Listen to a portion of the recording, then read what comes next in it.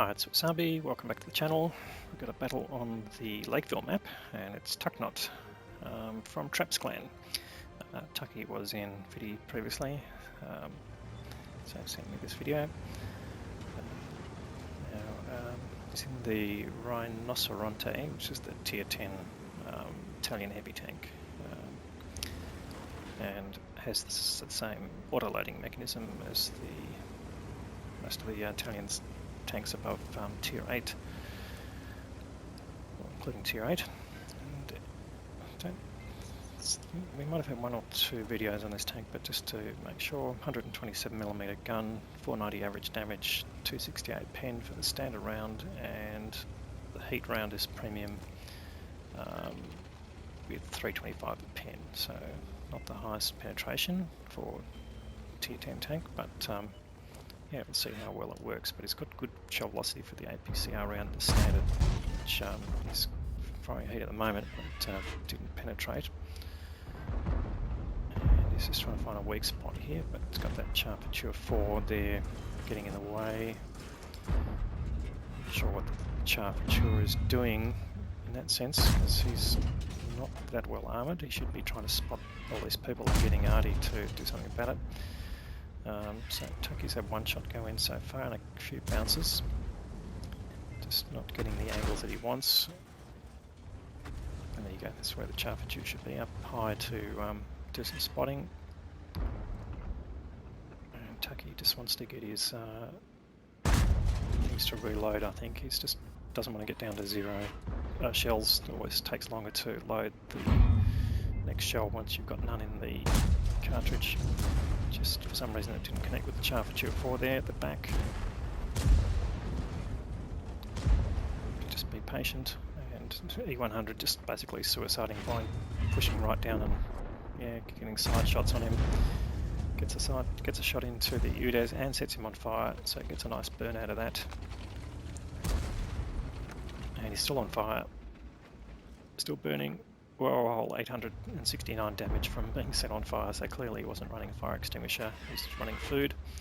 A bit of bad luck there, Mr. Udez. And goes through the lower plate of the A phase 1 there, but now he's on complete reload.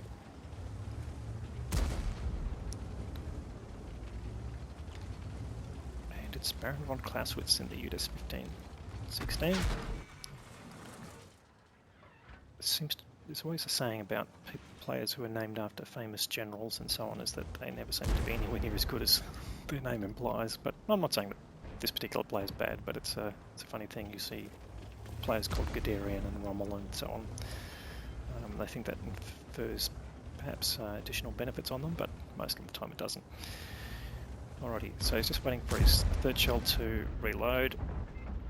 And there you go, the Charpentier 4's just dived right out to take things. Been tracked. I don't think it's going to last that long. And there you go, he's dead. But it gives him a bit of a thing to hide behind. Side scrape here. No, there he goes, taking a hit by Artie, but nonetheless, side scrape. And he has put a nice damaging shot into the object 430.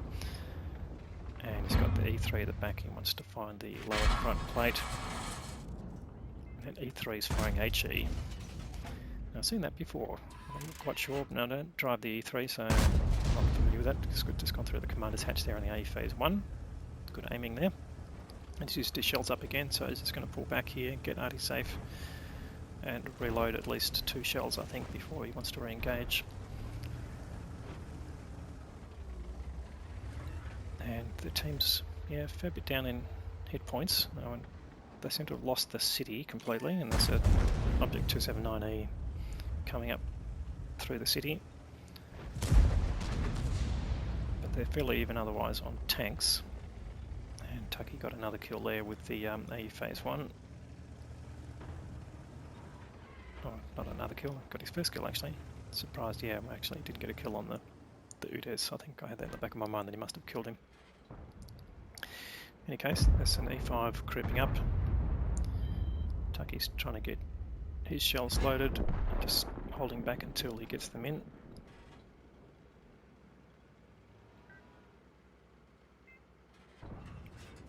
He just hit a little clue, oral clues, I should say, about the reload.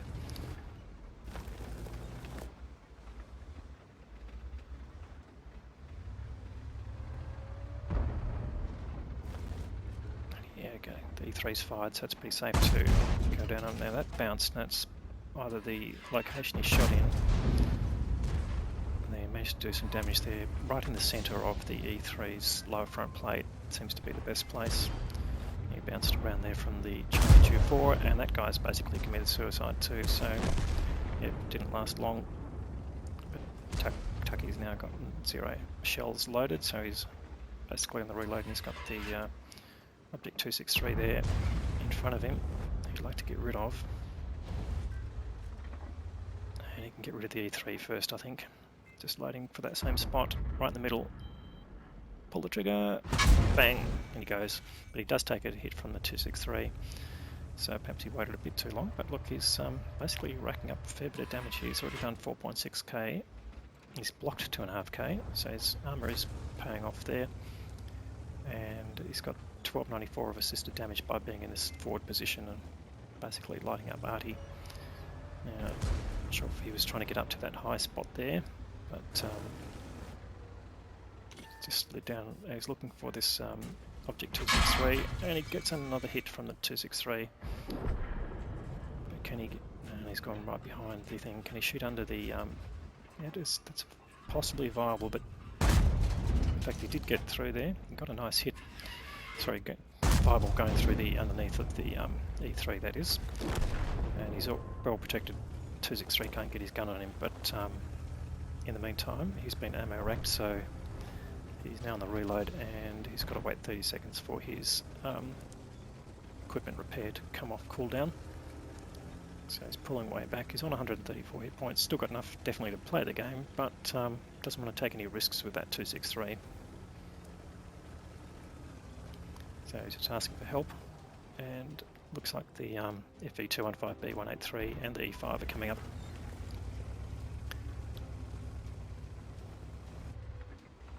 He's going to get his repair back in a second, and he'll repair his ammo rack, but you can see how long it's taken to load the shells. And there you go, he's done the repair.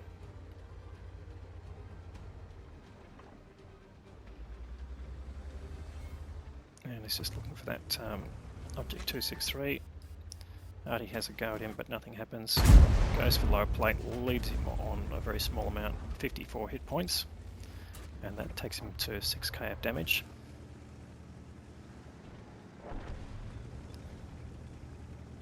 And the 907's taken out the UDES, so the UDES must have come back up the through the city. There you go, the 0183's taken out that Object 263. And there's a Guerrilla there, Guerrilla 15. He's moved right up, that's interesting position.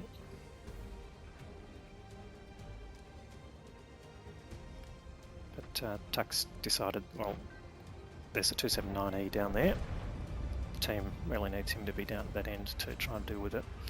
And there's a Charger 4 from the enemy side is poked up. So he's not going to come around the corner until that's been dealt with. The team's now 2 up. Now he's got the Charger 4 in his sights. Can he get the second shell in? Yes, he can. Gets rid of the Charger 4. So that's 3 kills now to Tucky. It's getting close to 7,000 damage. There's only 2 vehicles left in here. The 279E, which hasn't been spotted for a little while. And the Artie. Looks like the E5 is going to take care of the Artie.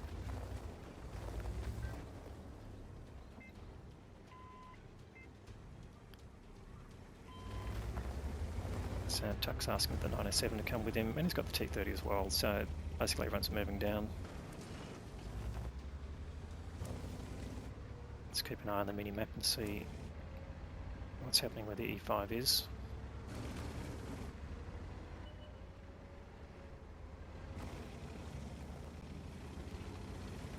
Okay, the 279E has moved back down and has taken out the E5, so the E5 must have been fairly damaged by the Guerrilla 15.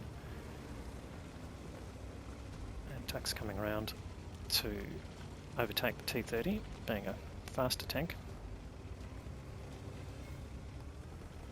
And the 907 is taking the the swamp way.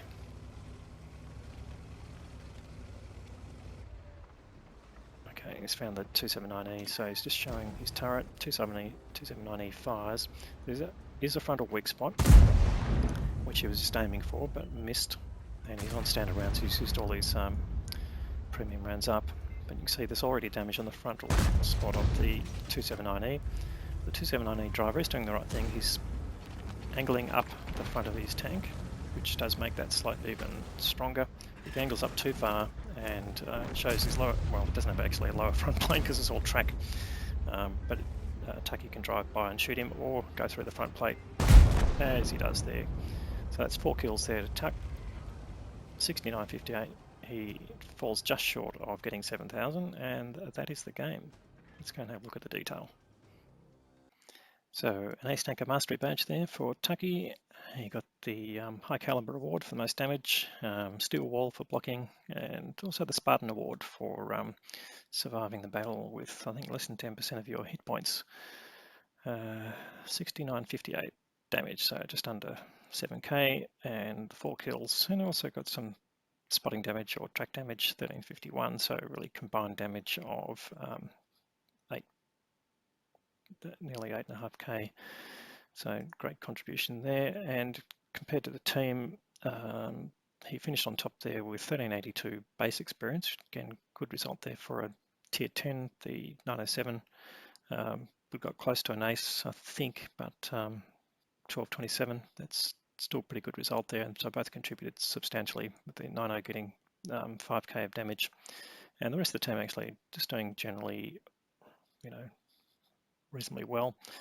The enemy team, the 279, they're just under 3k, so really didn't fulfill his potential, but he might have blocked a fair bit there, I would expect. And let's see how it compared to the rest of the team.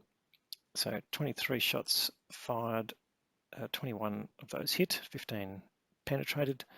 That gave him his damage total. He did block 2,900, as we mentioned before. Used all his premium ammunition, so his ammo resupply costs fairly high, and consumables, but he still made a profit of 36,000.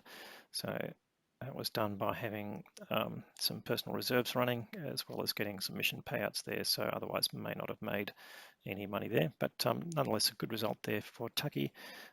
Thanks for the content. If you like this video, please give it a thumbs up. If you haven't already subscribed, please consider subscribing. We'll have more great content for you in the next few days, and thanks for watching.